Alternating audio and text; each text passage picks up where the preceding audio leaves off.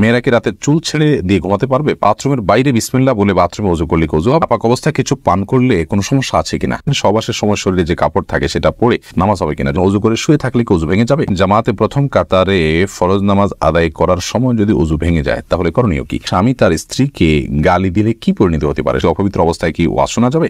আমার স্বামীর সিগারেট খাওয়া কিভাবে বন্ধ করব? আমি আর চেষ্টা করে পারছি না। বউ যদি আমার কথা মতো পর্দা না করে তাহলে আমার করণীয় কি? মৃত ব্যক্তির পক্ষ থেকে রোজার নিয়ত করলে তাদের আমলনামায় সওয়াব পৌঁছাবে কিনা? কাজের লোকদেরকে কি বোনাস জাকাতের টাকা থেকে দেওয়া যাবে? মসজিদে নামাজ আদায় করতে গেলে দেখতে পাই কিছু মুরব্বী মসজিদের পিলারে হেলান দিয়ে চোখ বন্ধ করে থাকে, এমনকি তাদেরকে ঝেমাতেও দেখা যায়। তখন ইমাম সাহেব নামাজ আদায় করার জন্য দাঁড়িয়ে যান, তখন তারা নামাজে দাঁড়িয়ে যান। এভাবে নামাজ হবে কিনা? পরিবার অশান্তি দূর করার কিছু বিষয় বলুন। নামাজ পড়ার সময় কারোর সামনে দিয়ে গেলে কি গুনাহ হবে? আয়েশা রাহমাতুল্লাহ আপনি লিখেছেন, কাজের লোকদেরকে কি বোনাস জাকাতের টাকা থেকে দেওয়া যাবে? হ্যাঁ, বোনাস যদি তার প্রাপ্যের অংশ হয়, তার সাথে চুক্তি থাকে বা সিস্টেমটা এরকম থাকে যে বোনাস দিতে হয়, জাকাত থেকে আপনি দিতে পারবেন না। আপনি জাকাত দিবেন তাকে এক্সট্রা হিসাবে, সম্পূর্ণ তার পাওনার বাইরে। সাইদা রত্না এই আইডি থেকে আপনি লিখেছেন, আমরা একটা জমি কিনে অন্যের কাছে বেশি দামে বেচলে সেটা গুনাহ হবে না? গুনাহ হবে কেন? আপনি জমি কিনবেন, আগে জমিটা বুঝে নেবেন, নেওয়ার পর আপনি আরেকজনের কাছে সেল করবেন বেশি দামে, লাভ নিয়ে কোনো অসুবিধা নেই। নাজমুল হোসেন আপনি লিখেছেন, আমি ভারত থেকে বলছি, অপবিত্র অবস্থায় কি ওয়াজ শোনা যাবে? যাবে, কোনো অসুবিধা নেই। এরপরে এআর তানজিন আপনি লিখেছেন, বাথরুমের বাইরে বিসমিল্লাহ বলে বাথরুমে ওযু করলে ওযু হবে? হবে, কোনো অসুবিধা নেই। সুমাইয়া আখতার আপনি লিখেছেন, মহিলাদের জন্য রান্না করা কি জরুরি? না করলে গুনাহ হবে না? গুনাহ হবে। রান্না করা জরুরি ব্যাপারটা এরকম না, কিন্তু নারীরা তাদের স্বামীদের সহায়তা করবেন, স্বামীর সেবা করবেন, এটি তার কর্তব্যের অংশ, সেটি তিনি করবেন। যদি তিনি করতে অপারগ হন বা স্বামী যদি অন্য কোনো লোক রাখেন, তাহলে সেক্ষেত্রে সেটা জায়েজ আছে। মহিলাকেই রান্না করতে হবে, তার স্ত্রীকেই রান্না করতে হবে, এটা সেরকম না। কিন্তু তার যদি সামর্থ্য থাকে, সেক্ষেত্রে তিনি অবশ্যই স্বামীর সেবার অংশ হিসাবে, বাসার ভেতরের সাইড কন্ট্রোল করা তার দায়িত্ব, সে অংশ হিসাবে তিনি রান্না করবেন। তিনি অপারগ হলে অথবা স্বামী সামর্থ্যবান হওয়ার কারণে কোন লোক দিয়ে রান্না করালে সেটাও জায়েজ আছে। এমডি আজিজুল ইসলাম হৃদয় আপনি লিখেছেন, পরিবার অশান্তি দূর করার কিছু বিষয় বলুন। পরিবার অশান্তির জন্য দূর করার জন্য আমরা ইতিপূর্বে বলেছি, স্বামী স্ত্রী উভয়ে দিন চর্চা করা, আল্লাহর কাছে পরিপূর্ণভাবে নিজেকে সারেন্ডার করা, এটা জরুরি।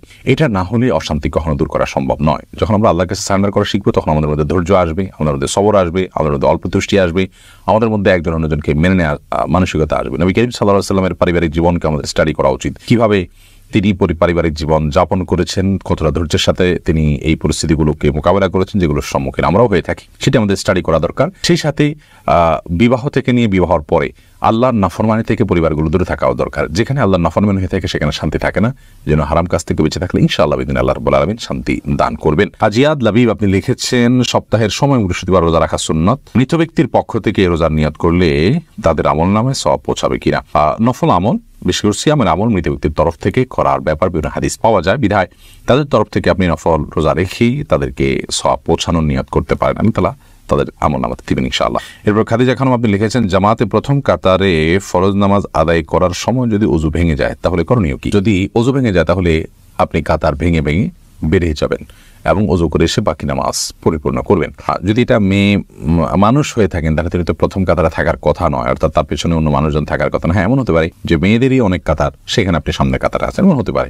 তাহলে সেক্ষেত্রে একই কথা প্রযোজ্য হবে যে আপনি কাতার ভেঙে আস্তে আস্তে বেরিয়ে যাবেন। যদি এমন হয় পেছনে এত বেশি মানুষ, এত বেশি কাতার, যেগুলো ভেঙে যাওয়া খুব টাফ, অনেক মানুষ ডিস্টার্ব ফিল করবে, তাহলে আপনি ওই অবস্থায় বসে থাকলেন বা দাঁড়িয়ে থাকলেন, অপেক্ষা করলেন, সালাত কন্টিনিউ করবেন না, সালাত ভেঙে ফেলবেন। বিনা ওযুতে সালাত কন্টিনিউ করা উচিত নয়। আর যদি 1-2-4 কাতার থাকে, অর্থাৎ যাদেরকে হালকা করে আলতোভাবে তাদের থেকে বেরিয়ে যাওয়া সম্ভব, তাহলে সেটি করাই হলো ভালো এবং উচিত। রুবাইয়া খন্দকার লিখেছেন, স্বামী তার স্ত্রীকে গালি দিলে কি পরিণত হতে পারে? স্বামী তার স্ত্রীকে গালি দিলে সেটা গুনাহের কথা। সিবাবুল মুমিনি ফুসুক, কোন মুমিনকে গালি দেওয়া এটা ফাসিকি কাজ, এটা গুনাহের কাজ, পাপের কাজ।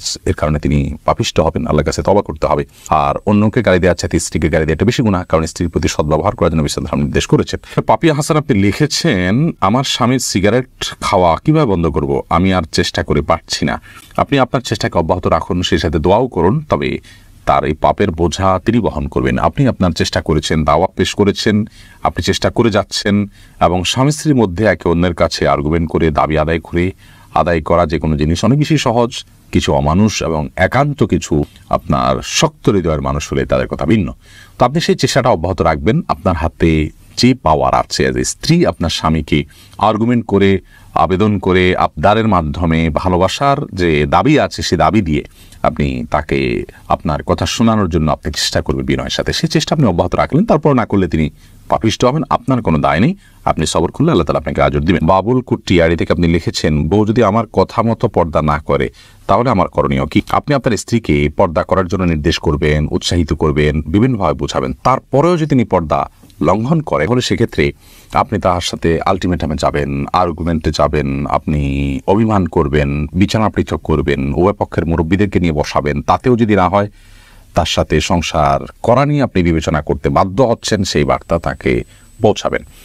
মা যদি দিনদার না হয় তাহলে পরবর্তী প্রজন্ম বা বংশধর তারা দিনদার হওয়ার সম্ভাবনা খুবই ক্ষীণ থাকে। এই জায়গা থেকে আপনি আপনার অবস্থাটা কতটা কঠিন, কতটা জটিল, সংশোধনযোগ্য কিনা এ বিষয়গুলোর উপর ভ্যারি করে যে আপনার বিচ্ছেদের চিন্তা করা উচিত কি উচিত নয়, আমি আপনাকে এখনই বলে দিতে পারবো না। তবে স্টেপ অনেকগুলো আছে, সেগুলো অবলম্বন করা উচিত। তারপরে যদি আপনার জায়গা থেকে আপনি সবকিছু চেষ্টা করেন, তিনি আপনার অজান্তে করেন বা লুকোচুরি করে অন্যায় করেন, তাহলে সেক্ষেত্রে আল্লাহর কাছে আপনার কোনো দায় নাই, ইনশাআল্লাহ বিইذনিল্লাহ।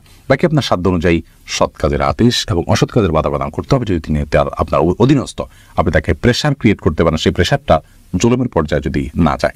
আল্লাহ তাআলা আমাদেরকে বোঝাতে পারেন। বাইজিদ রহমান আপনি লিখেছেন, নামাজ পড়ার সময় কারোর সামনে দিয়ে গেলে কি গুনাহ হবে? অবশ্যই গুনাহ হবে। নবী করিম সাল্লাল্লাহু আলাইহি ওয়াসাল্লাম বলেছেন, কারোর সামনে দিয়ে কেউ নামাজ পড়ছে, তার সামনে এক পাশ থেকে আরেক পাশ যদি ক্রস করেন, এটার পাপের বোঝাটা কত বড় হবে এটা যদি কেউ জানতো, তাহলে 40 পর্যন্ত সে দাঁড়িয়ে থাকতো, 40 দিন বা 40 বছর পর্যন্ত সে দাঁড়িয়ে থাকতো। এমডি আর বি আলম আপনি লিখেছেন, অজু করে শুয়ে থাকলে কি অজু ভেঙে যাবে? ঘুম না আসলে এমনি শুয়ে থাকলে না, অজু করে যে শুয়ে থাকলে অজু ভঙ্গ হয়ে যাবে এমন কোনো কথা নেই। বরং আপনার অজু করে যদি আপনি শুয়ে ঘুমিয়ে পড়েন তাহলে সেক্ষেত্রে আপনার অজু ভেঙে যাবে। আর যদি না ঘুমান, জেগে থাকেন, তাহলে ঘুম ভাঙবে না। সবজল হোসেন এআইডি থেকে আপনি লিখেছেন, সবাসের সময় শরীরে যে কাপড় থাকে সেটা পরে নামাজ হবে কিনা? যদি সেখানে কোনো নাপাক না লাগে, ওইটা পরে নামাজ হবে। যদি আপনি এটাকে আলতোভাবে অনুভব রাখেন যে সেখানে কোনো নাপাক লাগলো না, তাতে কোনো অসুবিধা নেই, নামাজ হয়ে যাবে। এরপর নবাব মাহমুদ আপনি লিখেছেন, নাপাক অবস্থায় কিছু পান করলে কোনো সমস্যা আছে কিনা? না, কোনো অসুবিধা নেই। নাপাক অবস্থাতে আপনার জন্য সুনির্দিষ্ট কিছু কাজ নিষেধ, যেমন আপনি সালাত পড়বেন না, কোরআন তেলাওয়াত করবেন না, ফরজ গোসল হলে আর কি, তারপরে আপনি তওয়াফ করবেন না, এই কাজগুলো নাপাক অবস্থায় করবেন না। কিন্তু নাপাক অবস্থায় আপনি যদি কিছু খান বা পান করেন, সেটা হারাম হবে না, নাজায়েজ হবে না, গুনাহ হবে না। কামরুজ্জামান রনি লিখেছেন, মেয়েরা কি রাতে চুল ছেড়ে দিয়ে ঘুমাতে পারবে? কোনো অসুবিধা নেই। মোহাম্মদ মিজানুর রহমান আকাশ আপনি লিখেছেন, মসজিদে নামাজ আদায় করতে গেলে দেখতে পাই কিছু মুরব্বী মসজিদের পিলারে হেলান দিয়ে চোখ বন্ধ করে থাকে, এমনকি তাদেরকে ঝিমাতেও দেখা যায়। তখন ইমাম সাহেব নামাজ আদায় করার জন্য দাঁড়িয়ে যান, তখন তারা নামাজে দাঁড়িয়ে যান, এভাবে নামাজ হবে কিনা? পিলারে হেলান দিয়ে বা ওয়ালে হেলান দিয়ে যদি কেউ ঝিমান, তাহলে তার অজু ভঙ্গ হয়ে যাবে। তাকে অজু ছাড়া জামাতে শামিল হওয়াটা তার জন্য গুনাহের কারণ হবে। আর যদি ব্যাপারটি এরকম হয় যে তিনি বসে বসে ঝিমুচ্ছেন, অর্থাৎ কোনো কিছুতে হেলান দেননি, এমনি বসে আছেন, ঝিমিয়ে সামনে বা পেছনে পড়ছেন, তাহলে সেক্ষেত্রে একেবারে পড়ে গেলে অজু ভেঙে যাবে।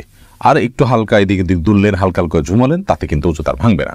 কোনো কিছুর সাথে হেলান দিয়ে আপনার টেক লাগিয়ে তারপর যদি আপনি ঘুমান, ঝিমিয়ে পড়েন, তাহলে কিন্তু অজু ভঙ্গের কারণ হবে। যদি কেউ এরকম করেন যে তিনি এরপরে আবার জামাতে দাঁড়িয়ে যাচ্ছেন, তাহলে তাকে বিনয়ের সাথে বুঝিয়ে বলতে হবে যে এটি অজু ভঙ্গের কারণ, এবং আপনার অজু আবার করে তারপর সালাতে যোগদান করতে হবে। আপনি সালাত পড়েছেন অথচ আপনি ঝিমিয়েছেন, আপনি হয়তো জানেন না, তখন তাকে পুনরায় অজুর মাধ্যমে সালাতকে দোহরানোর পরামর্শ দেওয়া উচিত।